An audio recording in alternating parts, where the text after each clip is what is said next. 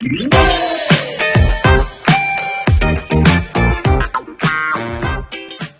que los bronquiolos terminales, ¿ok? Que este es un bronquiolo terminal, se cataloga porque tiene un epitelio cúbico hasta un epitelio cilíndrico, que posteriormente se va transformando hasta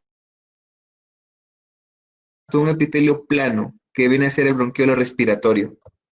Y luego posteriormente en sacos alveolares. Yo quiero que recuerdes que en los sacos alveolares nosotros tenemos acá los famosos poros de Kohn, que estos poros de Kohn permiten la comunicación entre los sacos alveolares, los poros de Kohn. Y recordemos que también encontramos células muy importantes, los neumocitos tipo 1 que se encargan de la hematosis y los tipo 2 que se encargan de la producción de surfactante pulmonar, ¿no?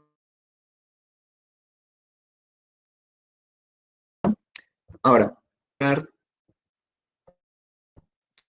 cuando te hablan de epitelio respiratorio, yo quiero que tú recuerdes al denominado epitelio pseudoestratificado cilíndrico ciliado.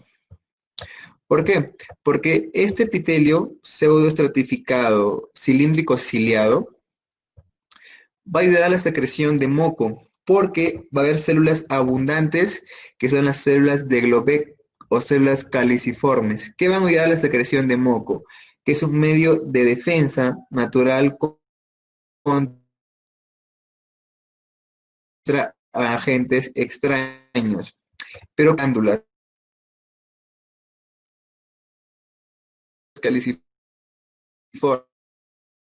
Entonces va a haber mayor producción de moco. Y a haber mayor producción de moco como mecanismo de defensa va a haber en algunos casos mayor expectoración. Yo quiero que recuerdes eso. Otra característica importante es que los bronquiolos no tienen cartílago hialino. Pregunta clásica de histología respiratoria. Los bronquiolos no tienen cartílago hialino. ¿Ok? Luego tiene los bronquios intra y extrapulmonares, que los bronquios extrapulmonares con la tráquea es muy difícil de poder diferenciar histológicamente, pero aquí hay presencia de cartílago hialino, es algo muy importante que yo quiero que recuerdes. Y eso es con respecto a cosas más generales de la vía respiratoria que podemos ver. Ahora, en la mecánica de la ventilación, yo quiero que recuerdes que cuando salen pacientes con insuficiencia respiratoria van a haber 4 mecanismos, ¿no? Pero a mí me importa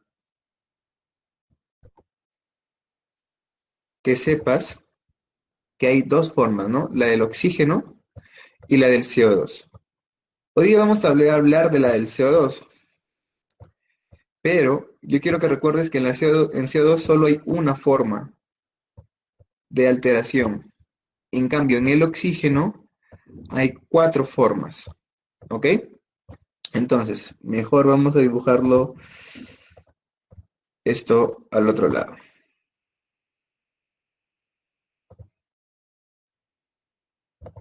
Mira, esto se va a ayudar bastante. Cuando ocurre el proceso de ventilación, que siempre te van a decir, ¿qué diferencia hay con ventilación y respiración? Ventilación es un proceso mecánico y la respiración es un proceso fisiológico donde hay lo que es producción de ATP mediante el oxígeno, que el oxígeno no es esencial en sí para la respiración. ¿Ok? Vamos a verlo esto ahorita. Entonces, tú tienes tus vías nasales, ¿ok? Este es mi dibujito. Entre el oxígeno, tú inspiras. Luego, ¿a dónde pasa? Por las vías respiratorias, ¿cierto? Las superiores, las inferiores. Y luego llega a los pulmones. Llega a los pulmones, ¿ok? Luego que se va a la sangre, a los vasos sanguíneos y llega a la célula, ¿no? Que es el objetivo. Muy bien. Entonces, aquí va a haber 4 procesos fisiopatológicos de insuficiencia respiratoria. ¿Qué pasa si un paciente no te ventila bien? No va a entrar no va a entrar aire, no va a haber un proceso mecánico, un mecanismo fisiopatológico. ¿Qué pasa si en el pulmón, la ventilación para que pase la membrana alveolo-capilar, no se puede, está obstruido por materia, está colapsado, está duro, está colapsado. ¿Qué pasa? Segundo mecanismo fisiopatológico. ¿Qué pasa con los transportadores del oxígeno? Si estuvieran aumentados o disminuidos, a grosso modo. Tercero.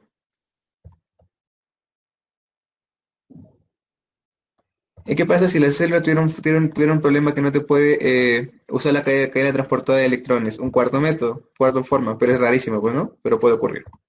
Entonces, el oxígeno, al pasar durante todos estos procesos, el objetivo es en la célula, pero el oxígeno es el último sector de la cadena de electrones.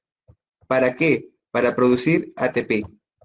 Por eso es importante el oxígeno, cadena de electrones, para producir ATP. Y luego, ¿qué produce la célula? El desecho, el famoso, pero acá ya tiene una característica, el CO2 es mucho más bandido, es más soluble en sangre, y que simplemente en los pulmones sale y se expira.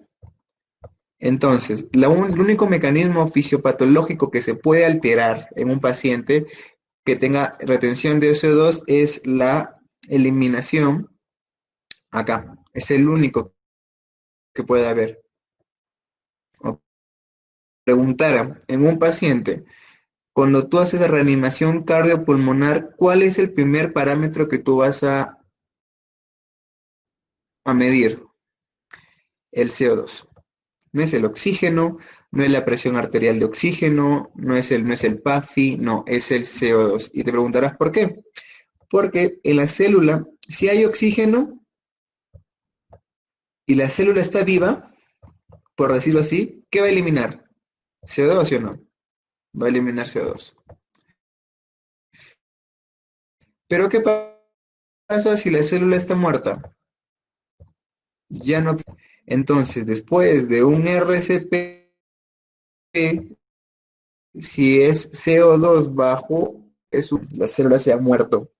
Y eso es, a grosso modo, cómo son los mecanismos fisiopatológicos de lo que es en alteración del CO2. ¿Ok?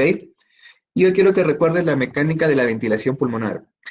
Ahí lo que es la famosa inspiración y expiración, ¿no? La expiración siempre es más prolongada, dos tercios comparado a un tercio con la inspiración, ¿cierto? La inspiración es un proceso activo, eso ya lo sabemos, y la expiración es un proceso pasivo. Cuando la expiración se convierte en un proceso activo o accesoria,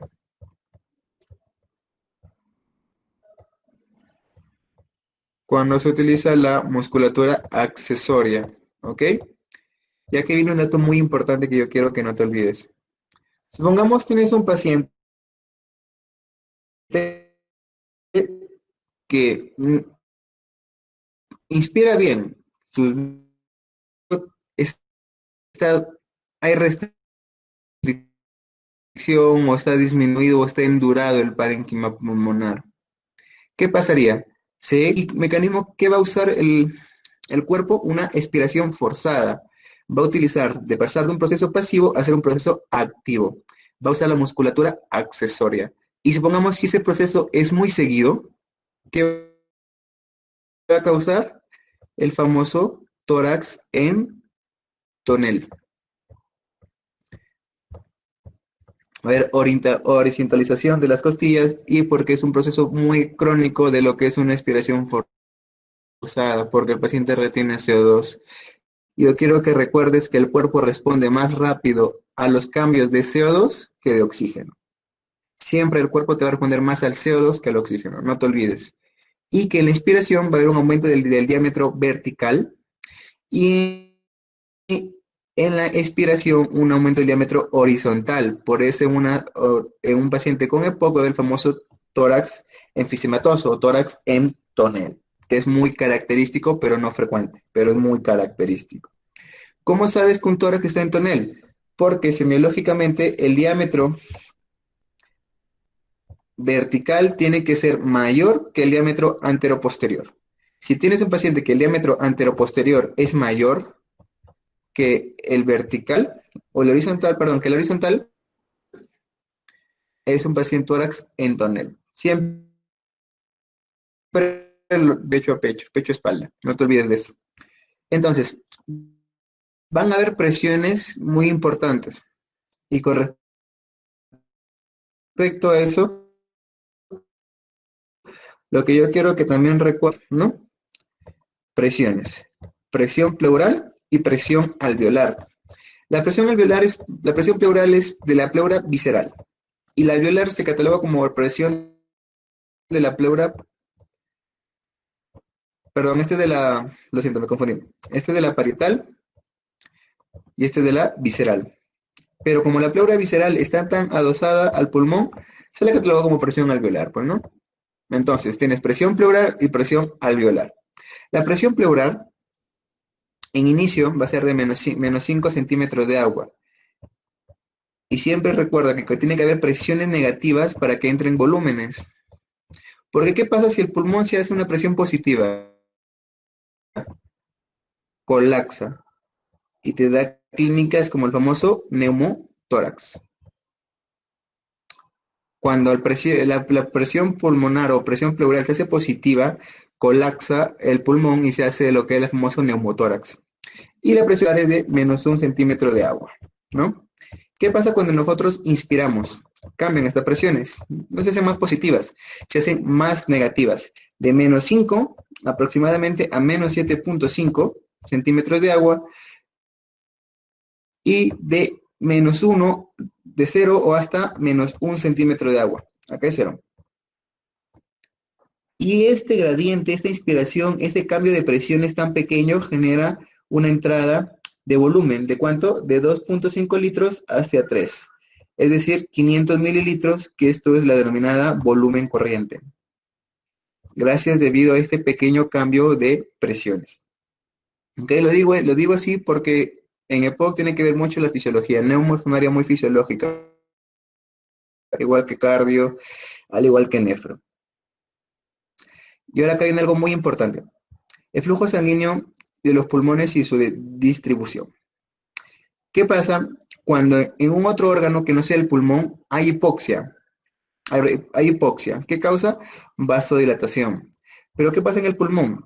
Si hay hipoxia, causa vasoconstricción y genera una reperfusión hacia zonas mejor ventiladas. Es una característica fisiológica muy importante del pulmón. ¿Por qué? Porque aquí vamos a ver los famosos membrana alveolo-capilar y la curva de disección de hemoglobina, que muchas personas lo saben de memoria, pero si lo listan es porque no se entiende mucho. Y la idea de medicina es más que todo, más que memorizar, es razonar. Entonces, yo quiero que recuerdes que la membrana alveolo-capilar, el dióxido de carbono, tiene aproximadamente 200 veces más solubilidad que el oxígeno. Es mucho más soluble. Por eso se viaja mucho más rápido. Entonces, cuando tú tienes aquí, ¿ok? Este es un capilar. Yo quiero que recuerdes algo llamado perfusión, que fisiológicamente esta perfusión, cuando el oxígeno quiere entrar, ¿no? Para el cuerpo de hematosis, lo podemos dividir en 3 zonas, ¿no? ¿Qué es lo que pasa? Gran parte, más de la tercera parte del oxígeno de la sangre se oxigena en la primera tercera parte. ¿Qué quiere decir? Que en pacientes, cuando tú haces ejercicio, solamente se necesita la tercera parte para que ocurra la oxigenación. ¿Eso es importante? Claro que sí, es muy importante. Porque si tú tienes un paciente con un EPI, por ejemplo, el paciente en disnea no hay ningún problema. El paciente en reposo, perdón, no hay ningún problema, no va a estar asintomático. Pero ¿qué pasa si quiere hacer ejercicio? Este mecanismo no se va a dar. No se va a oxigenar en el primer tercio. Y si no se oxigena, como respuesta va a generar lo que es una disnea. Esa es una disnea. Es muy importante esto. Recuerda que siempre en un capilar, la tercera parte del capilar es la que se oxigena con más rapidez en comparación a esta segunda parte y ya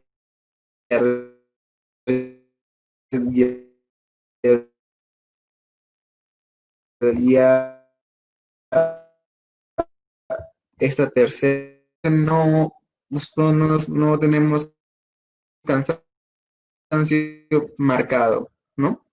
Es por eso. Eso es lo más importante que yo quiero que recuerdes. Y la curva de disección de hemoglobina es muy importante. No te olvides que aquí hablamos de presión arterial, presión de oxígeno, como, mira, desde aquí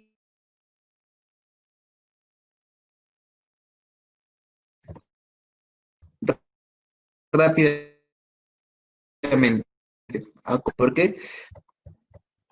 Hay el cambio. Y entonces, siempre te van a decir, paciente, la pregunta clásica de fisiología, ¿quién?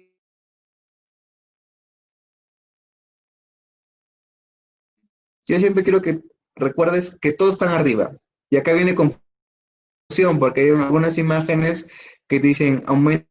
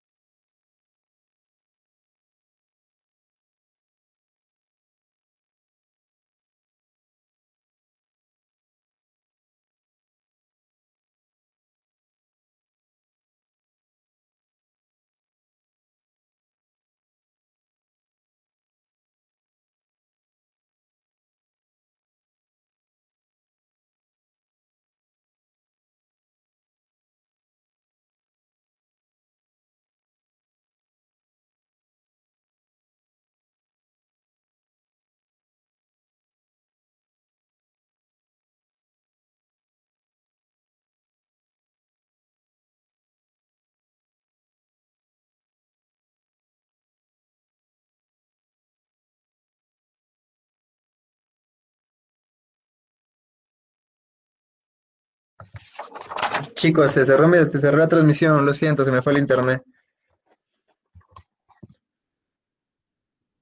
¿En qué parte me quedé? Disculpen, por favor.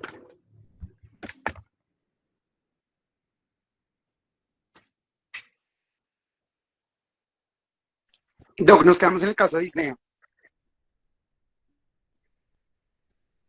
Ya, pero ¿de qué les está hablando? Porque exactamente, por favor, para...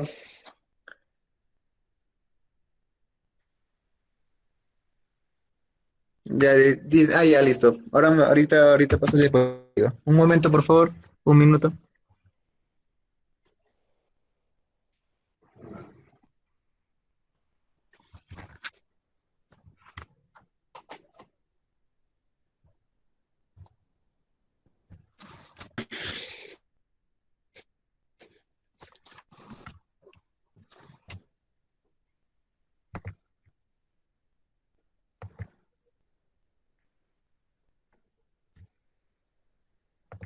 Ahora paso la diapositiva.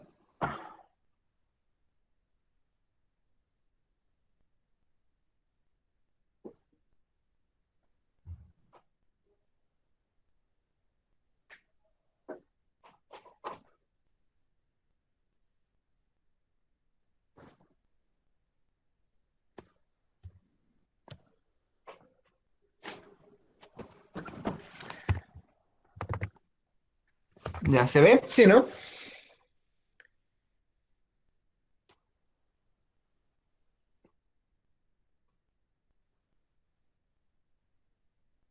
¿Se ve, chicos? Sí.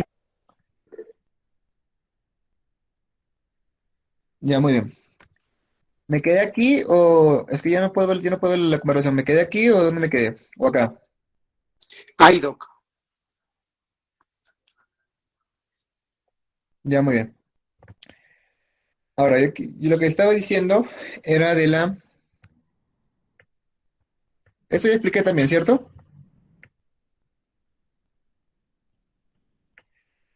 De que las tres primeras partes son las que se oxigenan más rápido, ¿ok? Las tres primeras partes son las que se oxigenan más rápido.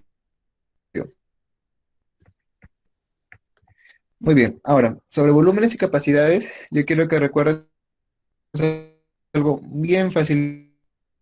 Si tú tienes un paciente que está respirando normal y supongamos te toman un examen sorpresa y te quedas sorprendido, vaya la redundancia. Tú, examen y lo jalaste. Y eso es volúmenes y capacidades que yo quiero que recuerdes. Porque haces una L acá, juntar estos tres. Este es el famoso volumen corriente, ¿ok? Volumen corriente, el volumen de reserva e inspiratoria. Cuando te dieron tu examen que jalaste, volumen de reserva expiratoria, ¿ok? Muy bien. Capacidades. Juntas los dos primeros, los dos últimos, juntas los tres primeros y juntas los cuatro. Y, y ya tienes sus capacidades. Cuando juntas los dos primeros es la capacidad de reserva inspiratoria. ¿Y cuánto es? El volumen corriente es 500, el volumen de reserva inspiratorio es 3000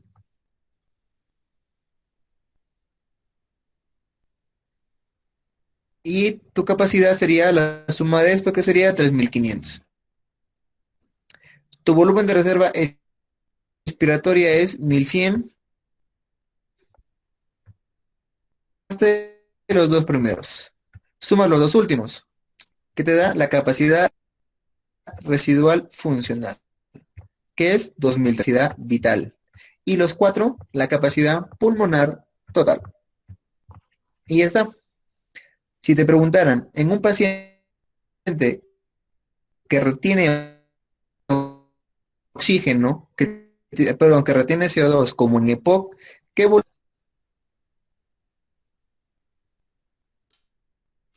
y qué capacidad disminuiría? La que aumenta volumen residual y capacidad vital es la... ¿Cómo evalúas el volumen residual? Mediante el espirómetro, una espirometría, el resto.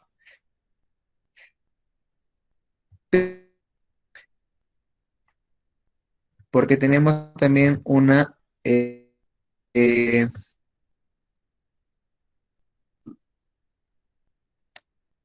tu examen,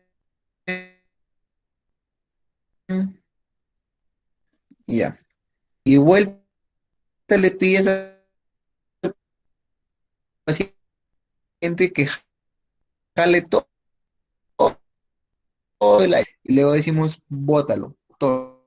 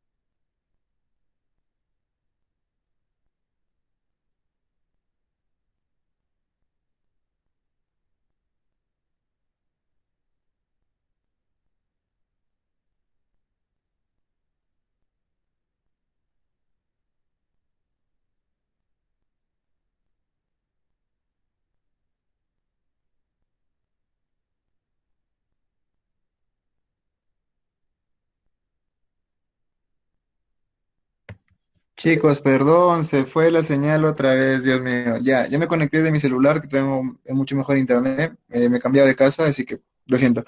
Este, lo siento. Ya, muy bien. Más rápido es con mi internet. Ya listo, chicos. Entonces, yo le estaba haciendo el dibujo aquí, que quiero que no te olvides de eso. Entonces, cuando tú tienes a un paciente que le pides que expire todo, inspire y que bote todo, aquí tienes el famoso espirometría dinámica, ¿ok? Y aquí tienes el famoso PEF, que es el flujo expiratorio máximo. Acá está, el famoso PEF, ¿ok? Ahora, ¿qué pasa cuando inspiras en el primer segundo? Porque la expiración dura aproximadamente 6 segundos, ¿cierto?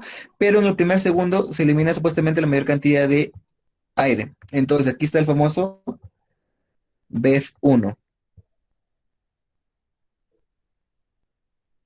Aquí está el famoso BEF1 en el primer segundo. La cantidad de aire que se expira en el primer segundo. Y todo esto que tú estás inspirando y expirando es la capacidad vital. Lo mismo que el gráfico pasado, pero recibe el nombre de capacidad vital forzada. ¿Ok? Capacidad vital forzada. Y tienes otro parámetro importante. Acá tienes aquí la capacidad vital la determinas en 25%, entre 25, 50 y 75. 50 y 75. ¿Ok? Y aquí tienes un FEF, que es un de tiempo medio, el tiempo medio de la capacidad vital, que es el FEF 2575. Entonces, aquí viene el diagnóstico y aquí está todo el EPOC, facilito. Cuando ves una espirometría, tienes que ver enfermedades obstructivas y enfermedades restrictivas. Cuando veas enfermedades obstructivas, ¿ok? Cuando veas enfermedades obstructivas, primero que nada, el índice capacidad vital, el BF1, o sea, el volumen expirado en el primer segundo sobre la capacidad vital forzada, es valor mayor de 80% en valores normales. Ya sabiendo eso, ya está más fácil lo otro. Yo quiero que recuerden cuando digan obstructivo, esto menor de 70. Yo quiero que recuerdes eso, ¿ok? y restrictivo mayor, de 70 a 80. Nada más, así de simple. Yo quiero que recuerdes eso. Obstructivo menor, restrictivo mayor de 70. Y al restrictivo le agregas algo más. Capacidad vital disminuida. Capacidad vital forzada disminuida. Nada más. Y ese es diagnóstico, ¿ok? No te olvides. Obstructivo menor y restrictivo mayor. Nada más. Y luego le agregas capacidad vital forzada si tú quieres. Entonces, el EPOC es una enfermedad pulmonar obstructiva crónica que se define como un estado por una inflamación de flujo aire que no es reversible. Factores de riesgo, el factor genético más importante es déficit de alfa-1 antitrixina, no te olvides el factor más importante. Tabaquismo es el factor mayor demostrado, ¿no? Si te preguntaran cuál es el factor o cómo es, qué conducta se toma para aumentar la sobrevida de un paciente con EPOC, dejar el tabaquismo, porque es el factor más importante y este es el factor genético más relacionado. Si te preguntaran cuál es el porcentaje de un paciente con déficit de alfa-1 antitrixina, el porcentaje mínimo protector, 35%. ¿Ok? 35%. Ahora, por ejemplo, la espirometría. Evaluamos el BF1 sobre FBC, que te había mencionado. Obstructivo, ya sabemos que es bajo, menor de 70, ¿no? ¿Y qué pasa cuando era alto? Restrictivo. Obstructivo, usamos bronquiodilatador. Responde, asma. No responde, usamos el famoso DELCO, que es la medición de difusión de CO2. El DELCO, la famosa difusión de CO2, que en estos pacientes va a estar disminuida. Y si está disminuida la capacidad de difusión de CO2, van a aumentar el CO2 en el cuerpo, causando aumentar el volumen residual. Y aquí tenemos fotodiagnósticos diferenciales que vamos a verlo posteriormente, a grosso modo. La clínica siempre va a ser disnea, sibilantes y tos, ¿ok? Pero tiene dos tipos, la bronquitis crónica y el enfisema. El más común es la bronquitis crónica. El enfisema es mucho más raro, pero es el más característico. Entonces, en definiciones, bronquitis crónica es un diagnóstico clínico, ¿ok? Y afecta a vías aéreas medianas. Eso quiero que te acuerdes, medianas. A diferencia del enfisema, que te afecta a vías pequeñas, pequeñas. Medianas, la clínica va a ser que va a afectar a vías medianas, ¿ok? Va a afectar a vías medianas, acá. Va a haber hiperplasia de la glándula mucosa. Y acá viene un dato, aumenta el índice de Reich. Índice de Reich mayor de 0.6. ¿Y qué es el índice de Reich, doctor? El índice de Reich no es nada más que la relación entre el espesor de la glándula con el espesor de la pared bronquial. ¿Y cuál es el valor normal del índice de Reich? Es menor de 0.25. Ese es en bronquitis crónica. ¿Y cuál es la definición semiológica de bronquitis crónica? Expectoración crónica de mayor de 3 meses en al menos 2 años consecutivos. ¿Ok? Esa es la definición de bronquitis crónica. Pero hay una definición de expectoración crónica que es mayor de 3 meses. Si te dicen expectoración crónica mayor de 3 meses, fumador, piensa en EPOC. Si te dicen no fumador, bronquiectasias. ¿Ok? Ese es el latito.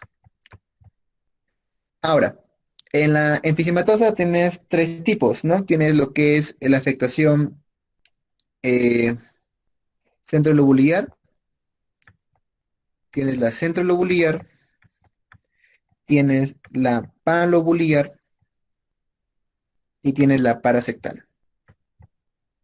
¿Ok? La centrolobular es más característica cuando hay déficit de alfa-1 antitrixina, ¿ok? Es la más característica porque es con más frecuencia. Y como te das cuenta que hay un paciente con déficit de alfa-1 antitrixina cuando es un paciente con enfisema menor de 40 años.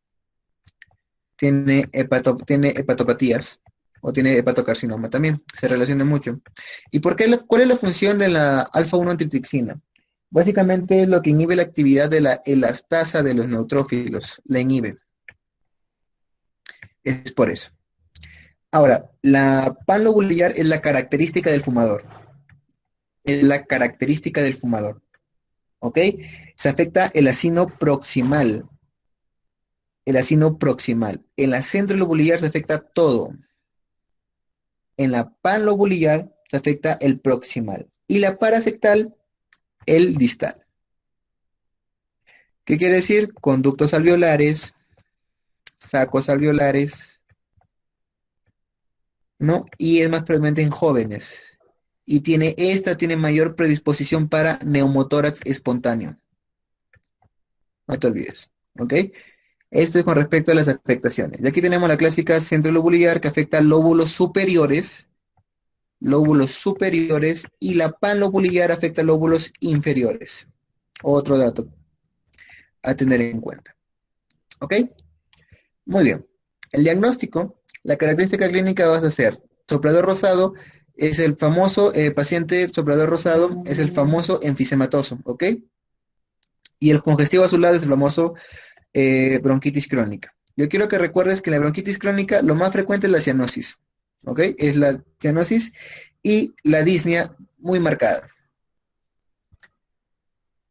¿ok? Eso quiero que recuerdes de lo que es del paciente con enfisema. Y bronquitis crónicas, ausencia de cianosis, a ver, ausencia de cianosis. ¿Dónde ocurre el tórax en tonel? En el enfisematoso.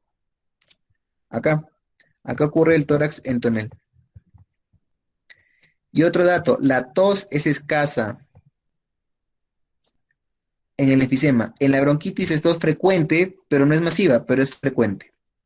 ¿Ok? Entonces, tos frecuente, no masiva, tos escasa o básicamente ausente. Tórax en tonel, cianosis presente en bronquitis, en enfisema, en bronquitis, perdón, y enfisema, ausencia de cianosis. El diagnóstico lo hace básicamente por este estadio, que no te olvides, que tienes, la clasificación tienes leve, moderado o severo.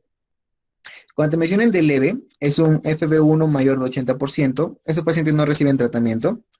Leve moderado de 50, menor de 50 y menor de 80 en ese parámetro, el severo menor de entre 50 y 30 y el muy grave menor de 30%. Y cada uno tiene su tratamiento específico. Por ejemplo, cuando tienes estadio A, estadio B, estadio C y estadio D. ¿Ok? Mayor de 80, mayor de 80%, el FBI, 50-80,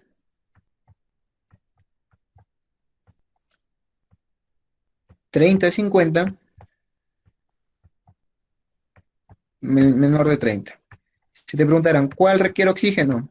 El estadio D, el muy grave, requiere oxígeno. Si te preguntaran, ¿cuál es el parámetro de oxígeno que debes ideal para un paciente con EPOC? El CO2 en 50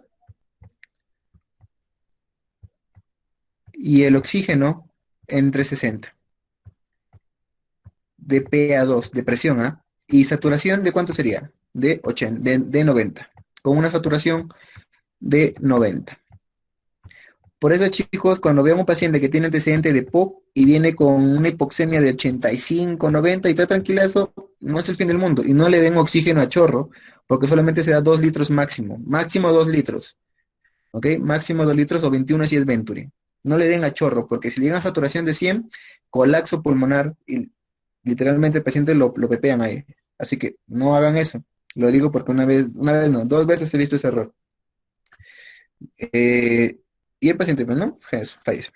Entonces, el mayor 80% son asintomáticos, no reciben tratamiento. Pero si le preguntaran, ¿qué tratamiento puedes dar acá? Acá vas a dar los famosos SABA, los beta agonistas de acción corta. ¿Cuáles son los SABA? Fenoterol, salbutamol, terbutilina. ¿Ok? En el estadio B, ya catalogas los SABA, pero ya catalogas también anticolinérgicos. ¿Ok? Más anticolinérgicos. Anticolinérgicos. En el estadio C, con el estadio D, ya juntos, ya utilizas SABA, o ya puedes pasar a LABA, ¿ok? Puedes pasar a LABA, SABA o LABA. Acá viene el dato. Cuando es crisis, usas SABA. Cuando es crisis, usas SABA. El LABA no utilizas para crisis. Los SABA sí, los de acción corta, el salbutamol, la terbutilina, el fenoterol. Los LABA, como el formoterol, es para pacientes estables. Igual que los anticolinérgicos cuando hay pacientes estables, también anticolinérgicos, el famoso bromuro de hipatropio, ¿ok? Ahora, si te preguntara, cuando se descompensa un paciente con EPOC, hay unos criterios que vamos a dibujarlo aquí. Los criterios de Antonice,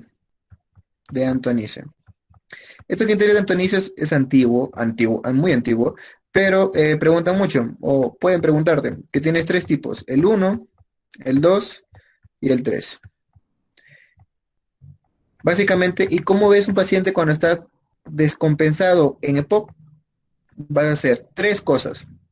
Disnea, otra, expectoración, y que es una expectoración purulenta. Son los tres datos de criterios de Antonice. Básicamente, el tratamiento tiende a ser el mismo, pero si están los tres presentes, ¿ok? Si están los tres presentes, vas a pensar en una infección por pseudomona, porque en la clase de neumonía te mencionaba factor, paciente con tabaco, es factor de infección por pseudomona. Entonces vas a darle levotiroxacino, que se activa frente a pseudomona. Y acá viene un dato farmacológico que te quiero que recuerdes. Si te dicen, ¿cuál es la única fármaco que por vía oral tiene actividad contra pseudomona? Ciprofloxacino. ¿Ok? Luego, en estos dos, básicamente da cipro más levo. Cipro o levo, perdón. Cipro o levo. Y acá considerar también siempre oxígeno. ¿Ok? Entonces, en el tratamiento, eso es lo que les he mencionado, pero hay una escala, si desean leerla, que es la escala de Disney, que tiene 4 grados. Y acá viene en qué momento dar tratamiento, cambiar de tratamiento. Si no tiene exacerbaciones y disnea o bajo impacto de POC, es decir, un MRC 0, solo me quedo sin aliento con ejercicio extenuante o un CAC menor de 10. El CAC menor de 10 es una ficha muy larga, chicos, que teóricamente debemos saber el valor nada más, porque no viene mucho el caso para nosotros como médicos generales. Y la disnea persistente o el alto impacto, es decir, un MRC mayor o igual de 2 o CAC mayor o igual de 2, ¿qué quiere decir? Me canso en terreno llano, doctor. Camino más despacio que las personas propias de mi edad. Y si tiene un MRC mayor de 2, pero con antecedentes de una o más exacerbaciones en el último año, aquí hay los que es cambio farmacológico. ¿Ok, chicos? Y bueno, esto fue lo que es EPOC. No sé si tengan dudas.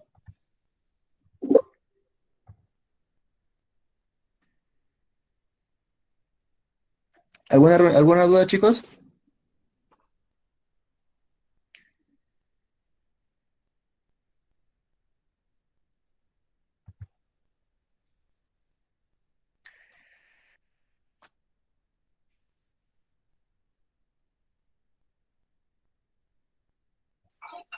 Doc, pregunta que si podría, por favor, volver a explicar los volúmenes y capacidades, por favor. Ah, sí, lo siento, es que mi internet estaba fallando y ya, no hay problema. Ahorita le explico, no hay ningún problema.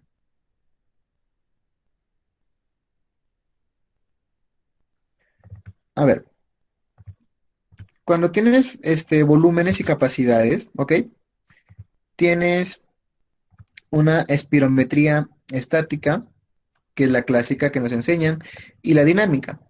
Entonces, en la estática son los clásicos volúmenes, ¿no? Yo te digo, tú estás tranquilo en tu rotación y ya, otro ejemplo, no sé, ves a tu enamorado con otra chica. ¿Y qué haces? Te quedas tan sorprendida que jalas aire, como decimos aquí. Y luego, ¿qué pasa? Posteriormente, tú estás tranquila, pero te dice en vuelta que tu enamorado, esa chica lo engañó. Y te ríes tanto o simplemente ya te ahogas de la risa. Por ejemplo, así. Y ya no, y botas todo el aire que tienes. Y esos volúmenes y capacidades. ¿Por qué? Porque tienes volumen corriente, que es el volumen que nosotros estamos ahorita tranquilamente, el volumen de reserva inspiratorio, que el volumen de reserva inspiratorio es 3 litros o 3000 mililitros, y este es de 500 mililitros. Mejor pongo 3000 para no confundir. ¿Y qué pasa cuando te reíste tanto de que a tu ex enamorado lo engañaron?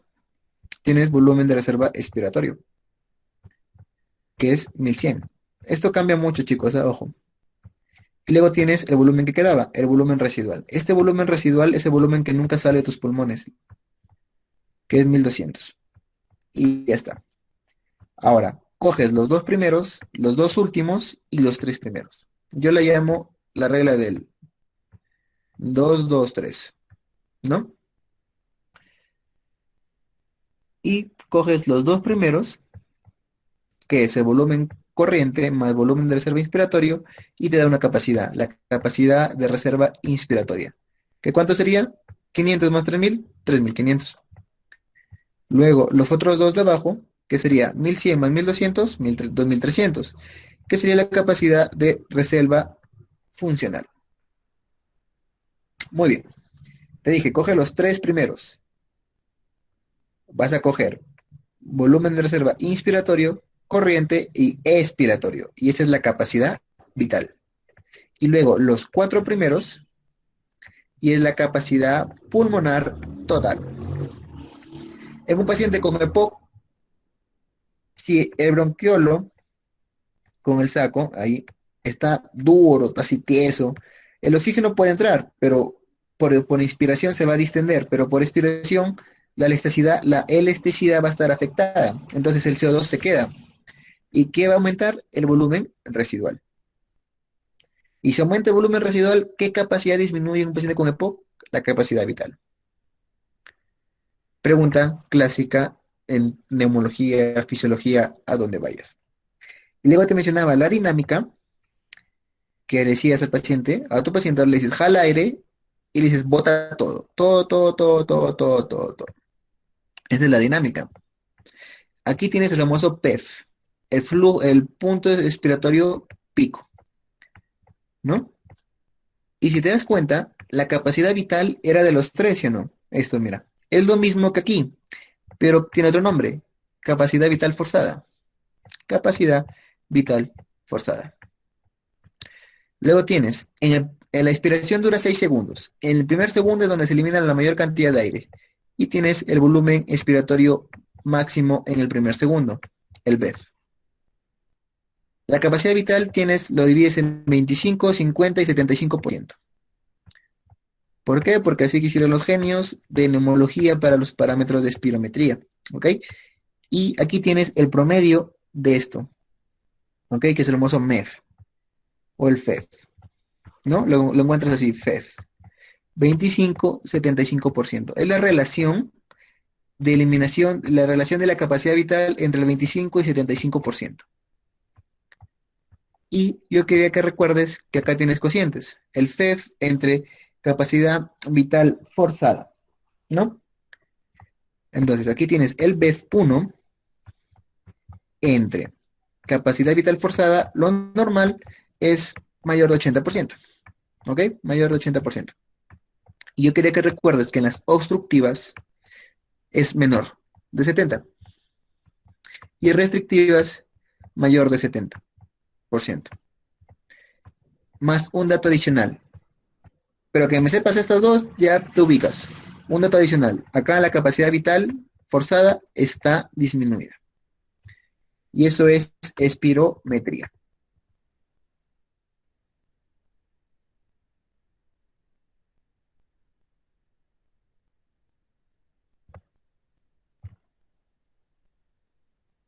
El esquema de crisis y tratamiento, Alejandra Tascón, básicamente es SABA, son beta agonista de acción corta con oxigenoterapia.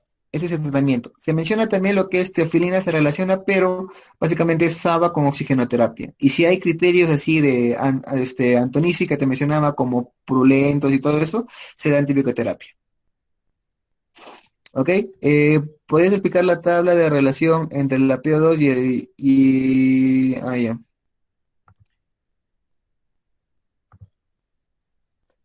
La dosis, eso depende mucho de las guías, escalas que utilicemos, Alejandra. Y eso no sabría decir con exactitud, te lo diría, pero eso depende mucho de la biografía. Lo que te voy a mencionar siempre es el tratamiento y los PUF, básicamente eso. Dosis no les meto, chicos, porque creo que la mayoría son estudiantes y las dosis cambian mucho según las guías. Y acá en Perú las guías son un poco diferentes a veces en el tratamiento, más que todo por eso. Yo les mencionaba sobre la curva, que justo se cortó, que hacia la derecha va a haber aumento, la ley de Bohr, y hacia la izquierda la ley de Haldane, ¿ok? Y yo quiero que recuerdes que en esta curva de adición de hemoglobina, todo que lo que aumenta a la derecha es para arriba. Si aumenta los hidrogeniones, por ende va a disminuir el pH. La ley de Bohr significa que entre mayor saturación o mayor presión de oxígeno, se liberan los gases con mayor facilidad de los tejidos a las células. Y la ley de Haldane menciona que entre menor presión de oxígeno, se retiene más el oxígeno. Eso es lo que yo me refería con la curva de adición de hemoglobina. Y nunca te olvides, todo para arriba, hasta los hidrogeniones. Que si aumenta los hidrogeniones, disminuye el pH.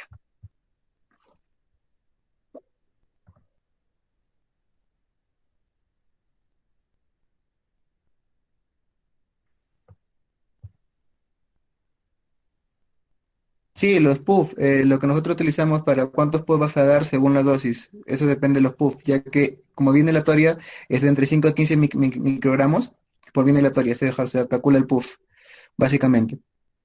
Son de 2 a 4 puff cuando es en una crisis asmática, que son algo de 60 microgramos de salbutamol o fenoterol o terbutilina, básicamente.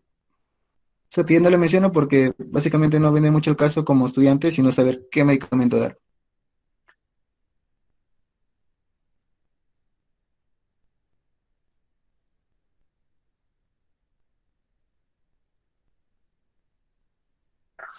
Discúlpame, Paula, ¿podrías por favor darme tu nombre completo, sociedad científica y universidad? Quedo atento antes de que se acabe la llamada. Muchísimas gracias.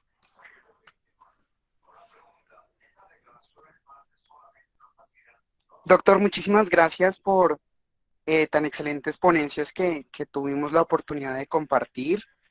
Realmente fue una vista muy agradable, tanto de los temas más importantes de reumatología y neumología. Y bueno, fue un placer para nosotros haber sido el puente para poder escucharle. Realmente un honor. Muchas gracias, Daniel, y a todos ustedes, chicos. Espero que les haya gustado las clases, los que han estado la mayoría de ellas. Y bueno, un saludo de Perú y nos estaremos viendo Dios mediante. Hasta luego, chicos. Claro que sí, Doc. Muchísimas gracias.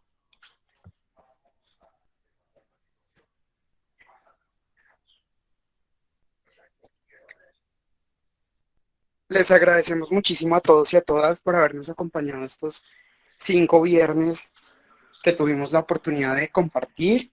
Em, Entonces, el quiz se les será enviado el día de mañana para poder culminar. Recuerden que para poder pasar necesitan tener 35 de las 50 preguntas que en total realizamos. Fue realmente un gusto para la Asociación Científica de Estudiantes de Medicina de la UPTC haber compartido con todos y con todas.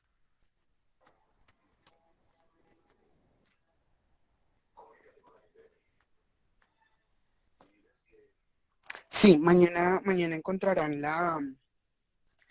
la ponencia en nuestro canal de YouTube.